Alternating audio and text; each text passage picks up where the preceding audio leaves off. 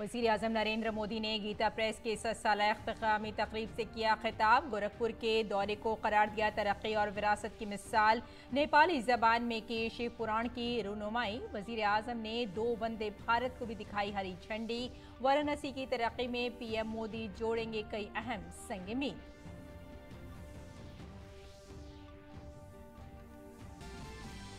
PM Modi ने छत्तीसगढ़ को तकरीबन 7,500 करोड़ रुपए के तरक्याती प्रोजेक्टों का दिया तोहफा।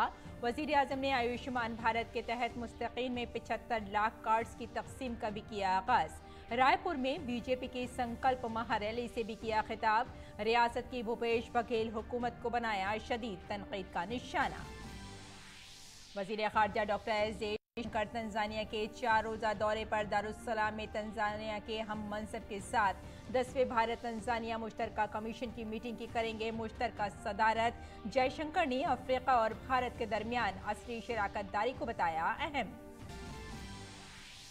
मोदी टाइटल पर काबिल एतराज रिमार्क्स के मामले में राहुल गांधी की दरख्वास्त मुस्तरद। गुजरात हाई कोर्ट ने निचली अदालत के फैसले में मुदाखलत करने से किया इनकार। कहा ट्रायल कोर्ट का मुजरिम को सजा देने का हुक्म है जायज। बीजेपी ने हाई कोर्ट के फैसले को बताया दुरुस्त। कहा राहुल गांधी हतक इज्जत के मुकदमात में है मुजरिम।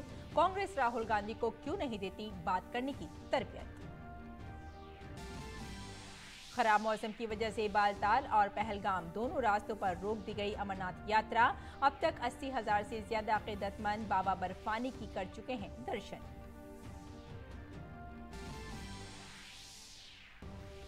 और G20 6 ममालिक के मेयर्स की कॉन्फ्रेंस अहमदाबाद और गांधीनगर में शुरू। अर्बन 20 तरजीही शोबे बशमूल क्लाइमेट फाइनेंस और आबी तहफ़्फ़ुज़ पर किया जा रहा है तबादला ख्याल। आज बेंगलुरु में खलाई मईशत पर जारी मीटिंग में खलाई सनत में ताउन पर हो रही है बात। और पीवी सिंधु और लक्ष्य सेन ने कनाडा ओपन में क्वार्टर फाइनल में बनाई जगह। आज रात देर गए खेले जाएंगे आखिरी 8 के मैच। सिंधु का मुकाबला चीन के गाओ वांजी से होगा। लक्ष्य बेल्जियम के जोएलन गिरागी से करेंगे मुकाबला।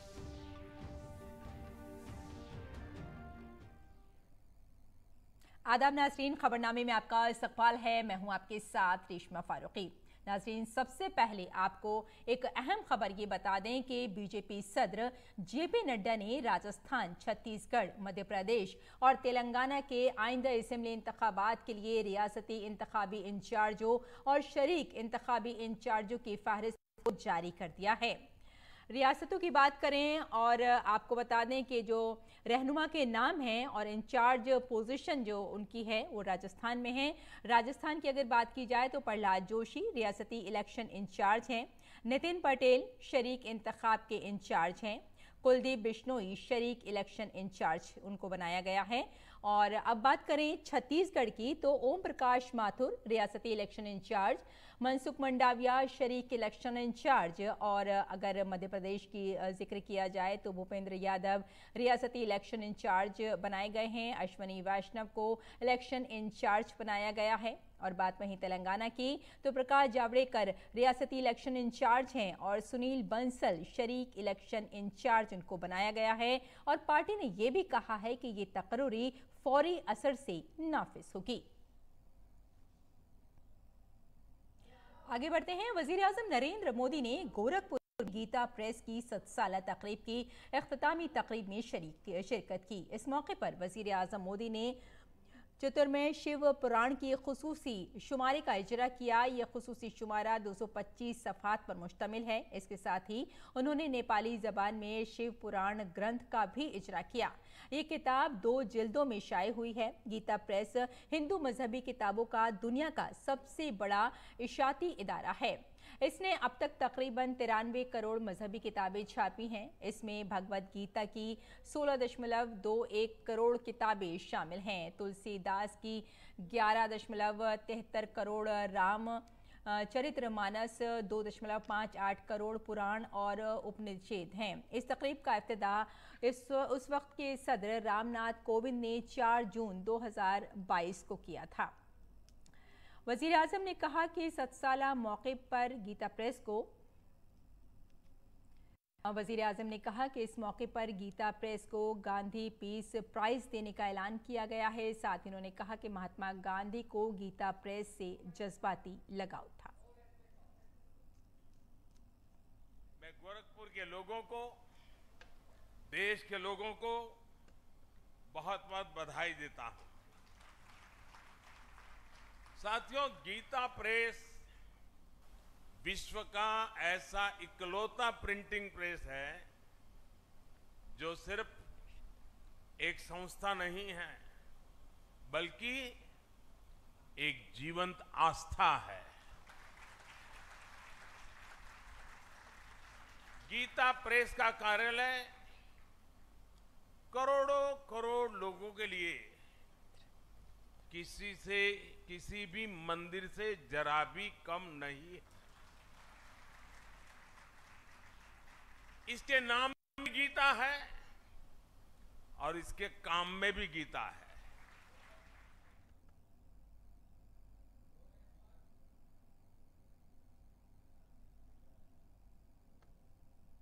उन्नीस 1923 में गीता प्रेस के रूप में यहां जो आध्यात्मिक ज्योति प्रज्वलित हुई, आज उसका प्रकाश पूरी मानवता का मार्गदर्शन कर रहा है।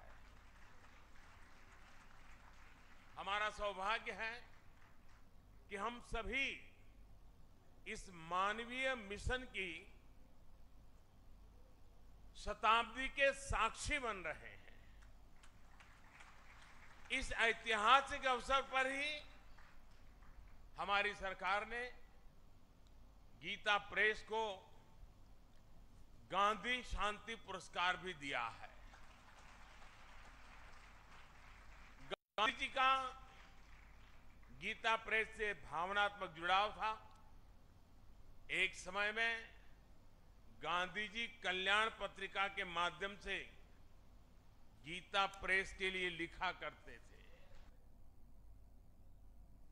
इससे पहले गोरखपुर में वजीर आजम मोदी ने गीता प्रेस में वाक़ई लीला चित्रा मंदिर का दौरा किया। वहां उन्होंने श्री राम के कदमों पर गुलहाए अक़ीदत नजर किए। इसके साथ ही उन्होंने गीता प्रेस के ट्रस्ट मेंबरान से भी मुलाकात की।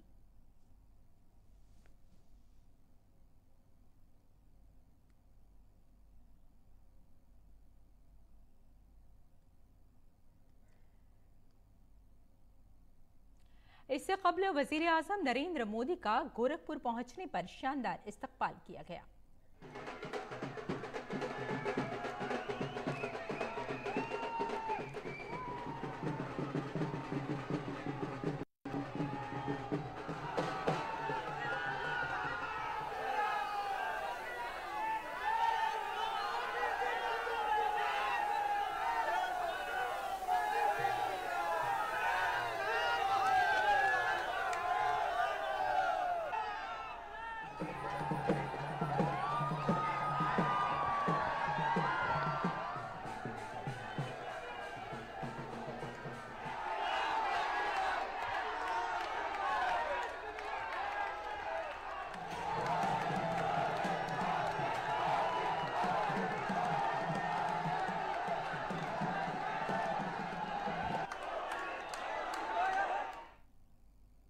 वजीर आजम नरेंद्र मोदी ने गोरखपुर रेलवे स्टेशन से 2 वंदे भारत ट्रेनों को हरी झंडी दिखाई। वजीर आजम ने गोरखपुर लखनऊ वंदे भारत एक्सप्रेस और जोधपुर अहमदाबाद साबरमती वंदे भारत एक्सप्रेस को हरी झंडी दिखाई। गोरखपुर लखनऊ वंदे भारत एक्सप्रेस अयोध्या से गुजरेगी और रियासत के अहम शहरों में ट्रांसपोर्ट की सहूलत को बेहतर बनाएगी और सियाहत को भी फरोग देगी। जोधपुर साबरमती वंदे भारत एक्सप्रेस मशहूर मकामात जैसे जोधपुर, अबू रोड, अहमदाबाद तक ट्रांसपोर्ट कनेक्टिविटी को बेहतर बनाएगी और खित्ते में समाजी और इक़्तिसादी तरक्की को फरोग देगी।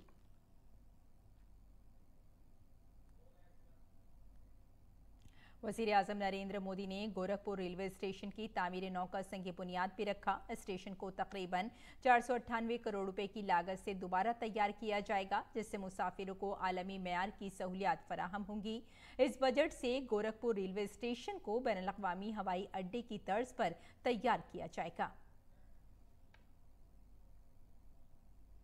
वज़ीर-ए-आज़म नरेंद्र मोदी अपने 2 रियासतों के दौरे के पहले मरहले में जुमे को छत्तीसगढ़ पहुंचे।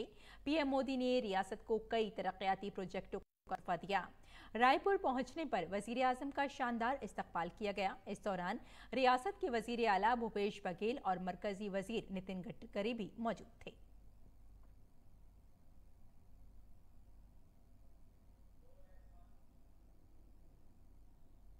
बुनियादी ढांचे की तरक्की को फरोग देते हुए वज़ीर-ए-आज़म ने छत्तीसगढ़ को 7,500 करोड़ रुपए के तरक्याती प्रोजेक्टों का तोहफा दिया। उन्होंने नेशनल हाईवे के 5 मंसूबों का इफ्तिताह और संगे बुनियाद रखा। वज़ीर-ए-आज़म ने NH 130 के बिलासपुर अंबिकापुर सेक्शन के 53 किलोमीटर तवील बिलासपुर पथरापल्ली सेक्शन की 4 लेन सड़क का इफ्तिताह किया। पीएम ने 6 लेन के ग्रीनफील्ड रायपुर विशाखापट्टनम कॉरिडोर के छत्तीसगढ़ सेक्शन के लिए कौमी शाहराह के 3 मंसूबों का भी संगे बुनियाद रखा।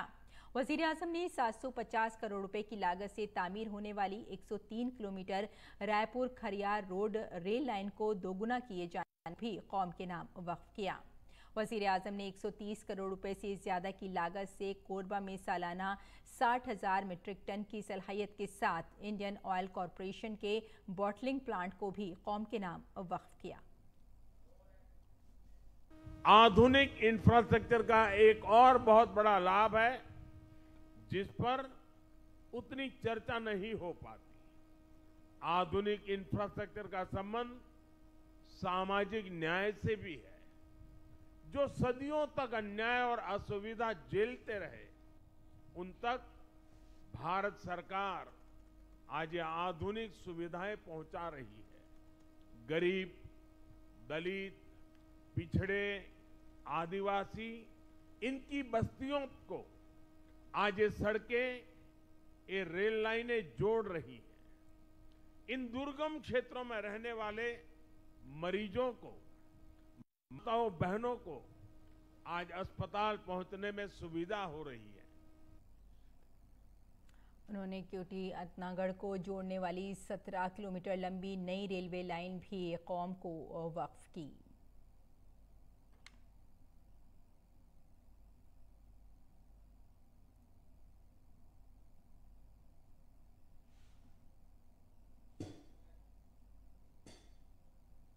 इसके अलावा वज़ीर-ए-आज़म ने आयुष्मान भारत के तहत इस्तेफादा कुनंदगान में 75 लाख कार्ड्स की तकसीम का आगाज भी किया।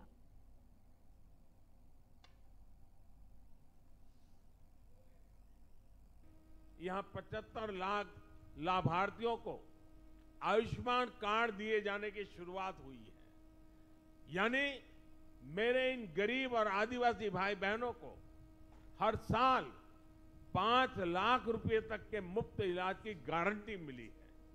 छत्तीसगढ़ के 1,500 से ज्यादा बड़े अस्पतालों में वो अपना इलाज करा सकते हैं। मुझे संतोष है कि गरीब, आदिवासी, पिछड़े, दलित परिवारों का जीवन बचाने में आयुष्मान योजना इतना काम आ रही है। और इस योजना की और एक भी विशेषता है, अगर छत्तीसगढ़ का कोई लाभार्थी हिंदुस्तान के किसी और राज्य में है और वहां उसको अगर कोई परेशानी हो गई तो ये कार्ड वहां भी उसका सारा काम पूरा कर सकती है। इतनी ताकत इस कार्ड में है। मैं आपको विश्वास दिलाता हूं कि भारत सरकार इसी सेवा भाव से छत्तीसगढ़ के हर परिवार की सेवा करती रहेगी। वज़ीर-ए-आज़म नरेंद्र मोदी ने रायपुर में बीजेपी की विजय संकल्प महारैली से खिताब किया। बीजेपी लीडरों और कारकुनों ने स्टेज पर पीएम मोदी का इस्तकबाल किया। वज़ीर-ए-आज़म नरेंद्र मोदी ने छत्तीसगढ़ की भूपेश बघेल हुकूमत पर सख्त निशाना लगाया। पीएम ने कहा कि कांग्रेस ने छत्तीसगढ़ से किए गए 36 वादों में से एक ये था कि रियासत में शराब पर पाबंदी होगी। 5 साल गुजर चुके हैं, लेकिन सच ये है कि कांग्रेस ने छत्तीसगढ़ में हजारों करोड़ का शराब घपला किया है और इसकी पूरी मालूमात अखबारात में भरी पड़ी है।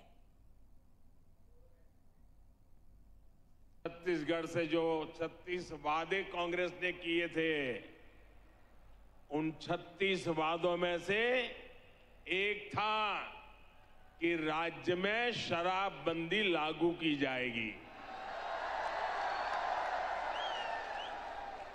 अब 5 साल होने को है और सच्चाई ये है कि कांग्रेस ने छत्तीसगढ़ में हजारों करोड़ रुपए का शराब घोटाला जरूर कर दिया है। कांग्रेस ने छत्तीसगढ़ की माताओं बहनों से धोखा किया, छत्तीसगढ़ से धोखा किया। अब कहने वाले कहते हैं कि शराब घोटाले के पैसे की इसी मारामारी में यहां 2.5 साल मुख्यमंत्री पद वाला फॉर्मूला लागू नहीं हो पाया। अपोजिशन के एक साथ आने का सवाल उठाते हुए वजीर आजम मोदी ने कहा कि अगर अपोजिशन बदउनवानी की जमानत है तो मैं बदउनवानी के खिलाफ कार्रवाई की जमानत हूं। करप्शन कांग्रेस की सबसे बड़ी विचारधारा है, जिनके दामन पर दागदार है वे आज एक साथ आने की कोशिश कर रहे हैं। जो एक दूसरे को पानी पी पी कर कोसते थे, वे आज साथ आने के बहाने खोजने लगे हैं। देश के हर भ्रष्टाचारी को एक बात कान खोलकर सुन लेनी चाहिए, वो अगर भ्रष्टाचार की गारंटी है तो मोदी भ्रष्टाचार पर कार्रवाई की गारंटी है।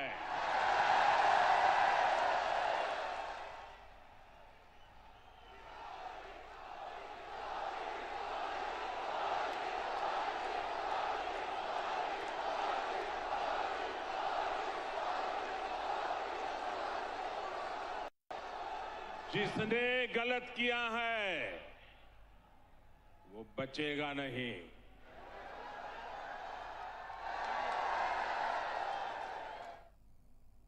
नक्सलिज्म से मुतासरा अजलाह की तादाद में कमी का जिक्र करते हुए वजीर आजम ने कहा कि कांग्रेस ने अपनी नाकामियों को अपनी झूठी तसल्लियों से छुपाया है।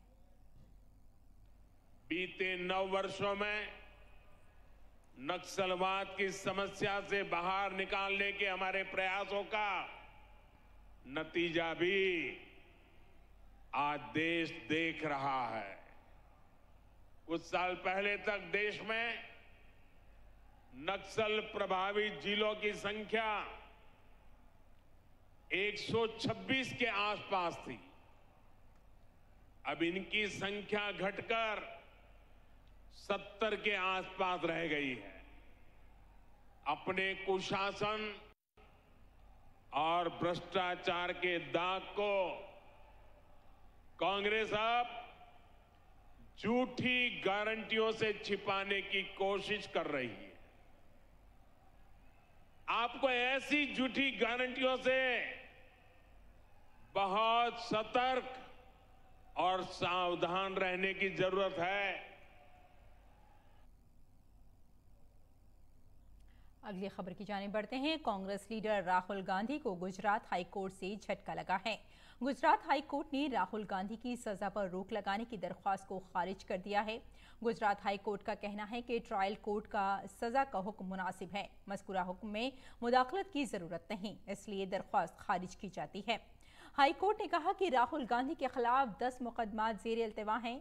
वीर सावरकर के पोते की जानिब से भी मुकदमा दर्ज किया गया है। ऐसे में मुजरिम ठहराए जाने के फैसले पर रोक न लगाने को उनके साथ नाइंसाफी नहीं कहा जा सकता। दरहकीकत इस साल मार्च में सूरत की अदालत ने 2019 में मोदी के टाइटल के हवाले से राहुल गांधी के रिमार्क्स के सिलसिले में दफा 504 के तहत उन्हें 2 साल कैद की सजा सुनाई थी। इसके बाद राहुल की लोकसभा की रुकनियत भी चली गई थी। बीजेपी लीडर रविशंकर प्रसाद ने आज कहा कि गुजरात हाई कोर्ट ने मोदी टाइटल पर काबिल एतराज रिमार्क्स के मामले में कांग्रेस लीडर राहुल गांधी की अर्जी को मुस्तरद कर दिया है। हाईकोर्ट ने निचली अदालत के फैसले में मुदाखलत करने से इनकार करते हुए कहा है कि ट्रायल कोर्ट का सजा सुनाने का हुक्म मुनासिब है। हम अदालत के फैसले का एहतराम करते हैं। राहुल गांधी ने 2019 के चुनाव में एक टिप्पणी की थी कि सारे चोरों के सरनेम मोदी क्यों होते हैं। आपको पता है कि मोदी सरनेम अधिकांश पिछड़े और अति जातियों का होता है देश भर में, और ये घोर रूप से आपत्तिजनक टिप्पणी थी। कायदे के मुताबिक उनको माफी मांगना चाहिए था, और आज गुजरात हाई कोर्ट ने बड़ा ही विस्तृत ऑर्डर दिया है और उन्होंने उनके इस प्रेयर को रिजेक्ट कर दिया है। उन्होंने कहा कि कांग्रेस पार्टी को अपने लीडर राहुल गांधी को कंट्रोल करना चाहिए। पार्टी को उन्हें बात करने की तरबियत देनी चाहिए। पहली बात हमें पूछनी है कांग्रेस पार्टी से, आज आप राहुल गांधी को कंट्रोल क्यों नहीं कर सकते? उनको ठीक ठाक बोलने की ट्रेनिंग क्यों नहीं दे सकते? आपके नेता है ना वो। अगर इसी ओबीसी मामले में वो माफी मांग लिए होते तो मामला खत्म हो गया। और याद करिए, सूरत के ट्रायल कोर्ट ने उनसे कहा कि आप माफी मांगेंगे, उन्होंने माफी मांगने का अवसर भी दिया था। तो उनकी टिप्पणी क्या है? I am not Savarkar that I will apologise. एक महान देशभक्त वीर सावरकर जिसने 11 साल अंडमान में गुजारे, उसके बारे में कितनी नफरत है उनके दिल में, ये समझिए आप। और वजीर खारजा डॉक्टर एस जयशंकर तंजानिया के 4 रोज़ा सरकारी दौरे पर हैं। इस अहम दौरे के दौरान वजीर खारजा आज दारुस्सलाम में तंजानिया के अपने हम मनसब के साथ भारत तंजानिया मुश्तरका कमीशन की 10वीं मीटिंग की शरीक सदारत करेंगे। गुज़श्ता रोज़ तंजानिया के जजीरे जंजबार के दौरे पर वजीर खारजा एस जयशंकर ने स्टोन टाउन का दौरा किया। उन्होंने आर्य समाज और श्री शिव शक्ति मंदिर का दौरा किया। इस मौके पर डॉक्टर जयशंकर ने अफ्रीका और भारत के दरमियान असली शराकतदारी को अहम करार दिया।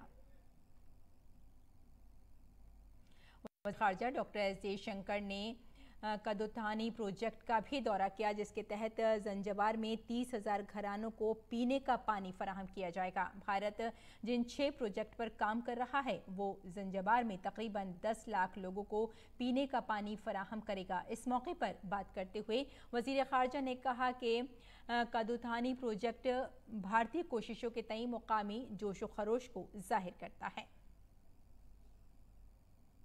सदर जमहूरिया द्रौपदी मुर्मू ने आज मुंबई के राजभवन में बरतानवी दौर के ज़ीर ज़मीन बंकर के अंदर वाक़ भारतीय इनकलाबियों की एक गैलरी क्रांति गाथा का दौरा किया। सदर जमहूरिया मराठा जंगजू छत्रपति शिवाजी महाराज के मुजस्समे पर गुलहाए अक़ीदत नजर किए। भारतीय इनकलाबियों की गैलरी एक बंकर में बनाई गई है, जिसे 2016 में राजभवन के नीचे दरियाफ्त किया गया था। ये भारत की तहरीक आज़ादी के मालूम और नामालूम इनकलाबियों को खराज अक़ीदत है। जम्मू कश्मीर में खराब मौसम की वजह से जुमे को अमरनाथ यात्रा को अगले अहकाम तक रोक दिया गया है।